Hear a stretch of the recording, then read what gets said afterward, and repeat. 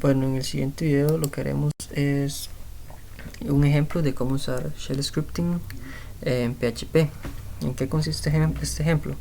Bueno, lo que haremos es mostrar unos datos mediante una consulta realizada por consola. Lo que mostraremos es una información de estudiantes que se encuentran registrados en una base de datos.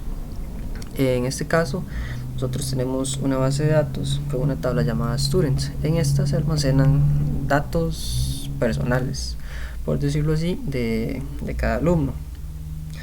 Luego de esto, en Visual Studio tenemos dos archivos .php. El primero es functions, el cual lo que contiene es la conexión a la base de datos, que usaremos más adelante. Y en el otro archivo .php, que es students, lo que haremos aquí es, bueno, aquí en filas lo que contendrá es el argv, que va a ser el parámetro que enviaremos mediante la consulta por consola para saber cuántos datos queremos. Luego de aquí, dependiendo de los datos dependiendo del valor que vengan filas, mandaremos a cargar esos datos.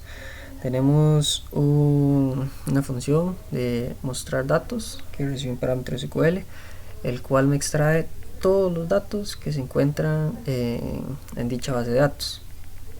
Luego tenemos otra que se llama cargar datos, que recibe como parámetros filas, o sea, filas, como decíamos anteriormente, es el parámetro que enviaremos mediante la consulta de consola. Aquí lo que hacemos, bueno, explicaremos un poco lo que hace esta parte, es hacer un select count de la tabla de estudiantes. Esto lo que me hace es contarme cuántos datos hay ahí. Luego tenemos fila, que es el que va a contener el método de mostrar datos, que es el que trae la información. Luego tenemos count, que, bueno, el int val lo que hace es convertirnos de string a entero, y esa contiene el valor bueno, la cantidad de filas que hay por cada nombre. En la siguiente condición lo que hacemos es que si cantidad, o sea, en la base de datos la cantidad de cada dato que hay es mayor a filas, o filas es mayor a 0, lo que haremos es mandar a hacer un select de todos los datos que se encuentran ahí. Aquí tenemos algo diferente, que es el limit 0 y la variable filas. ¿Qué quiere decir eso? Bueno, eso quiere decir que los datos van a empezar desde 0 hasta filas, y filas es el dato enviado por parámetro. Luego de esto haremos un for each, que me va a recorrer esa información y me la mostrará cada vez que recorre, me mostrará mediante un eco de esa información. En este último eco se ve un poco diferente, ya que usamos el substring y el trim y estos dos datos al final. ¿Qué hace eso? Bueno, eso es lo que hace es quitarme la coma de la última fila que vamos a mostrar, y el /n es el salto de línea. Eso de la última coma lo veremos ahorita en el ejemplo. En este else que dice sus datos son insuficientes en la base de datos, bueno, eso lo que quiere decir es que si yo en el parámetro de la consulta en consola envío, qué sé yo, 12 y en la base de datos solo hay 7, entonces me va a decir que los datos no se pueden mostrar porque no hay esa cantidad. Ahora sí, vamos a ver cómo funciona esto un poco en consola. Lo que haremos primero es irnos a la raíz. Una vez estando ahí, vamos a ejecutar los siguientes comandos. Este será un verdadero, que es mi nombre de una carpeta. Lo que haremos es ejecutar este comando. Luego de ya haber ejecutado este, ejecutaremos este otro. ¿Qué significa este otro? Bueno, esto lo que significa es que php.exe es un ejecutable que vamos a empezar a correr, y lo demás es mi ruta donde está mi archivo .php que yo quiero correr en ese momento, que en mi caso sería students. Aquí este valor que vamos a agregar, por decir algo, 5, es el